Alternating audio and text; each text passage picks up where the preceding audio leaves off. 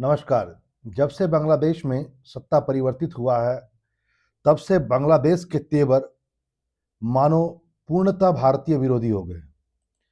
और ये अभी जो घटनाक्रम अभी आपको देखने को मिला, ये घटनाक्रम अचानक नहीं हुआ है। इसके पीछे एक सोची-समझी साजिश है।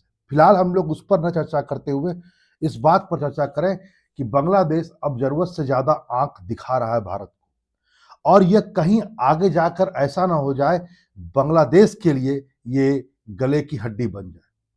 क्योंकि बांग्लादेश को 71 में भारत ने ही बनाया था और आगे यदि कुछ भी होता है तो उसकी रिस्पॉन्सिबिलिटी अब बांग्लादेश के कंधों पर आ चुकी है।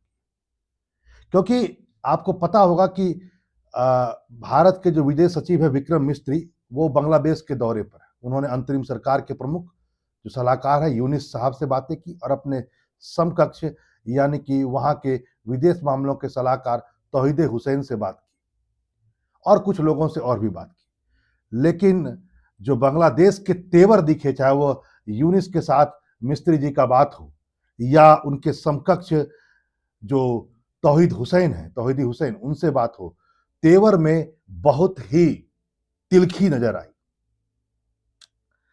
तिलखी इसलिए भी नजर आई, तिलखी का यदि आप देखेंगे बात तो ये बात समझ में आएगा कि जहां भारत यानी हमारे जो विदेश सचिव मिस्त्री जी हैं, उन्होंने बड़ा एकदम बैलेंस्ड बयान देते हुए, जैसा बीबीसी ने कहा, कुछ बातें कहा कि हम एक लोकतांत्रिक, स्थिर, शांतिपूर्ण, प्रगतिशील, समावेशीय बांग्लादेश चाहते हैं और भारत इसका समर्थन करता है। हम आपकी चिंताओं और हितों को आपसी भरोसे और सम्मान और संवेदनशीलता के आधार पर रिश्तों को अच्छा करेंगे। बहुत अच्छी-अच्छी बातें कहा, कनेक्टिविटी की बात कही गई, व्यापार की बात की गई, ऊर्जा की बात की गई, क्षमता निर्माण जैसे कई बातों की बात की गई जिससे बांग्लादेश की जनता को लाभ हो। ऐसा कौन कह रहे हैं? मिस्त्री जी कह रहे हैं। लेकिन वहीं आप यदि देखिएगा तो बांग्लादेश की तरफ से जो बयान आ रहा है वो अजीबो-गरीब बयान। बांग्लादेश ने खासकर आपको पता ही होगा इस्कॉन मामले के बाद जो चिन्मय्या कृष्णदास को गिरफ्तार के बाद जो संबंध और खराब होते गए, बांग्लादेश ने इतना प्रोटोकॉल को भी फॉलो नहीं किया कि यदि कोई भारत से आया है इतना गणमान्य व्यक्ति उसके साथ कैसे बात किया जाए। बांग्लादेश ने बड़े तीखे अंदाज में कहा, बयान जारी किया। जहां भारत ने पॉजिटिव बयान कहा, वहीं बांग्लादेश ने बयान में कहा कि हम दोनों देशों के बीच संबंधों के बराबरी के आधार पर सुलझाना चाहते हैं। चलिए यहां तक भी समझा जा सकता है, कोई भी एक देश है उसकी संप्रभुता है तो बराबरी की बात हो सकती है। लेकिन वहीं दूसरी ओर तुरंत बांग्लादेश ने अगरतला में जो भारतीय उच्च आयोग परिसर, बांग्लादेश का जो उच्च आयोग परिसर है वहां पर तोड़फोड़ जो हुआ उस पर अपनी चिंता व्यक्त की। भारत यहां अपनी बात कर रहा था, बांग्लादेश ने सीधा अपनी बात कह दिया। लेकिन आपको पता होगा कि भारत ने बाकायदा अगरतला में जो बांग्लादेश के उप उच्चायोग परिसर में जो तोड़फोड़ हुई, भारत ने उसकी निंदा की थी।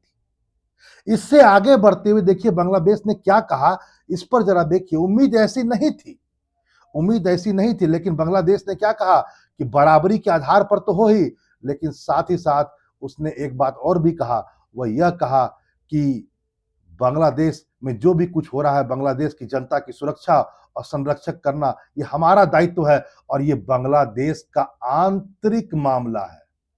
मतलब हम अल्पसंख्यकों की रक्षा की, इसने कहा कि मैं अल्पसंख्यक की सुरक्षा करूंगा, यानी हिंदुओं की सुरक्षा कहूंगा। बांग्लादेश सरकार धर्म और नस्ल के आधार पर किसी को भेद नहीं करेगी, सबको सुरक्षा प्रदान करेगी।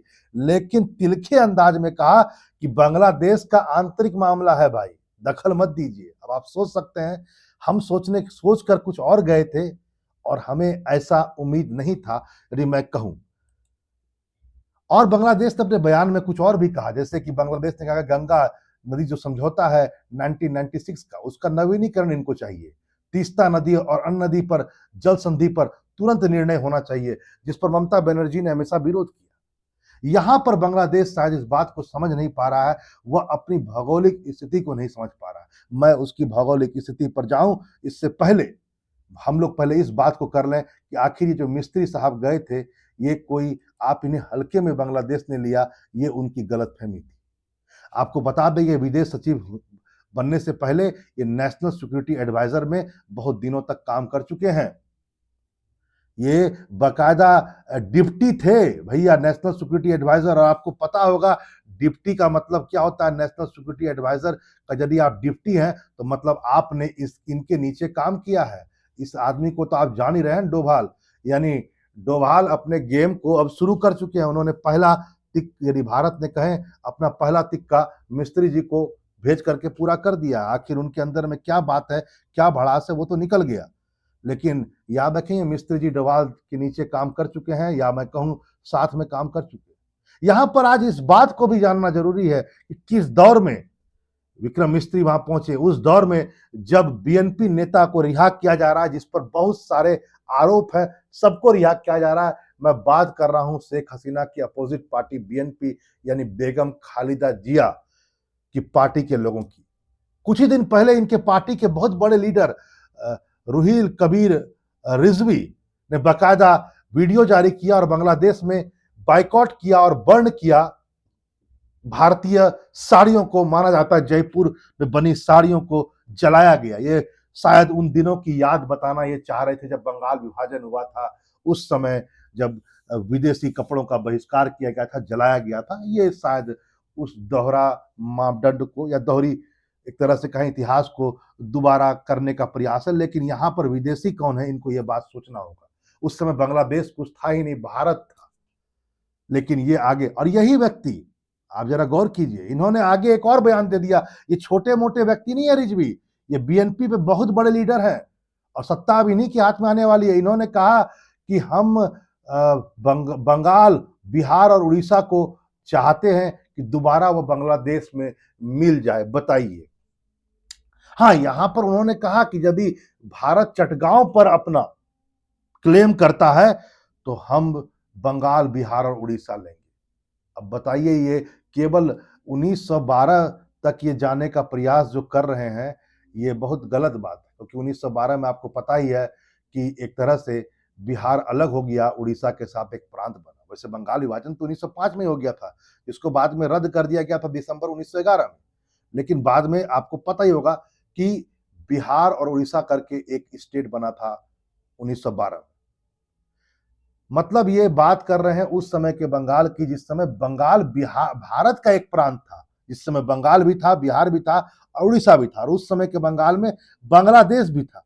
लेकिन यह रिजवी जी भूल गए कि वह बंगाल भारत का हिस्सा था, वो बांग्लादेश नहीं था। आपका जन्म तो 1971 में हुआ है, आप हिस्ट्री को कहां लेकर जा रहे हैं, ये शायद ये भूल रहे हैं। और अब यहां तक मामला हो गया। वैसे ममता बनर्जी ने बयान दिया कि लॉलीपॉप नहीं है, लेकिन ममता बनर्जी शायद बहुत देर कर दी। आप उन्हीं को खिला रहे थे जो आपकी थाली में छेद करने वाले थे। यहाँ पर आज इस बात को भी आप जरूर जानें, जिस ढंग से ये बयानबाजी चल रही है, उस ढंग से भारत की ओर से प्रतिक्रिया आनी स्वाभाविक है। भारत की प्रतिक्रिया आप इस मैप पर देख सकते हैं। भारत ने भी अपनी ओर से, यानी भारतीय राष्ट्रवादियों ने भी अपनी ओर से कुछ न कुछ जाहिर कर दिया है। बोला तो है ही कि चटगांव पर क्लेम नहीं करेंगे, चटगांव को तो मिला ही लेंगे हम नॉर्थ ईस्ट में, यानी भारत में। आपको पता होगा कि नॉर्थ ईस्ट के स्टेट को जाने के लिए एक सिल्लीगुड़ी का जो ये चिकन नेक है, वहां से जाना पड़ता है। और यहाँ पर हम चटगांव बंदरगाह का यूज कर रहे थे। शेख हसीना के द्वारा जो एग्रीमेंट हुआ था कि हम यहाँ से निकलेंगे, चटगांव पहुंचेंगे और फिर यहाँ से हम अगरतला पहुंच जाएंगे। लेकिन अब शायद आने वाला समय, जैसे जैसे बांग्लादेश में समय बढ़ता जा रहा है और अराजकता फैलती जा रही है, कहीं ये ना हो कि इस क्षेत्र में एक और पार्टीशन आपको देखने को मिले। याद होना चाहिए बांग्लादेश को 1971 का पार्टीशन। 1971 में आप एक नए देश बने थे। कहीं ऐसा ना हो जाए फिर से आपका पार्टीशन हो जाए। और मैप तो कुछ ऐसा ही शो कर रहा है। मैप बाकायदा ऐसा शो कर रहा है जो भारतीय राष्ट्रवादियों के द्वारा दिया जा रहा है, वो अपने आप में एक बहुत ही विवादास्पद तो मैं नहीं कहूंगा, लेकिन भारत अंतगतवा यही करेगा यदि आने वाले समय में बांग्लादेश सुधरता नहीं है। क्यों? क्योंकि चटगांव भारत के लिए इंपॉर्टेंट है। वह चिकन नेक पर कब तक अपने आप पर स्थापित रहेगा, जो एक शंकराचार्य रहा है। भारत भी चाहता है कि उसका दबदबा चटगांव पर बना रहे। यदि बांग्लादेश की सरकार चटगांव, जो अभी भी भारत जिसका यूज कर रहा है इतना होने के बाद भी, आने वाले समय में कहीं सीरिया की तरह, क्योंकि मैंने पहले कहा सीरिया का बंटवारा निश्चित है, ऊपर में टर्की लेगा और नीचे से इजराइल लेगा। बांग्लादेश कहीं अपने कारण से, अपने जो ये सीआईए के और अमेरिका के चक्कर में पड़ा हुआ है। कहीं यह ना हो जाए कि 71 की घटना दोबारा दोहरा जाए, क्योंकि सत्ता बहुत कठोर हाथों में भारत की। कहीं ऐसा ना हो जाए कि चटगांव को भारत मिला ले और भारत अलग से बांग्लादेश में हो रहे अत्याचारों पर हिंदू के लिए अलग राष्ट्र या अलग देश की मांग कर दे, जैसा ये दिख रहा है। पता चला कि न खुदा मिला, न विशाले सनम, न इधर के रहे न उधर के। और ऐसा पॉसिबल है क्योंकि बांग्लादेश को इस बात को सोचना पड़ेगा कि बांग्लादेश जो है वो चारों बगल से भारत से घिरा हुआ है। उसका सिर्फ एक छोटा सा बॉर्डर यहाँ पर म्यांमार से लगता है, और म्यांमार में भी जो सत्ता है वो भारत विरोधी नहीं है। इस बात को आप जान लीजिए। यदि ये बहुत दिन तक ऐसे ही करता रहा तो आने वाले समय में कहीं ऐसा ना हो जाए, चटगांव तो हाथ से जाएगा ही, और ये रंगपुर और ये वाला क्षेत्र भी जाएगा एक नया देश के रूप में। और जैसा कि भारत ने भी, कुछ लोगों ने ऐसे ऐसे पोस्ट करने अब शुरू कर दिए हैं। तो ये सोचने की बात है, बांग्लादेश को भी अब समझना होगा इस बात को कि कब तक वो तिलखी रहेगा। क्योंकि यदि हम दोस्ती का हाथ बढ़ा रहे हैं इतना कुछ होने के बाद भी, और आप इस ढंग से कीजिएगा, तो शायद भारत भी ज़्यादा सहन नहीं कर पाएगा। और जहाँ तक बांग्लादेश ने इस बात को कहा है कि ये हमारा आंतरिक मामला है, इसमें आप दखल न दें, तो आप समझ सकते हैं कि हिंदुओं पर हो रहा अत्याचार कब से इनका आंतरिक मामला हो गया। और वहाँ से यदि कोई भागते हैं और भारत में पहुँचते हैं, तो भारत कब तक इसको आंतरिक मामले के रूप में लेगा, यह तो भारत में बैठी हुई सरकार और मोदी गवर्नमेंट को सोचना होगा, या वो इसको अंडर एस्टिमेट कर रहे हैं, चाहे मोदी हो या इनको। चलिए फिर मिलते हैं एक नए टॉपिक के साथ। नमस्कार।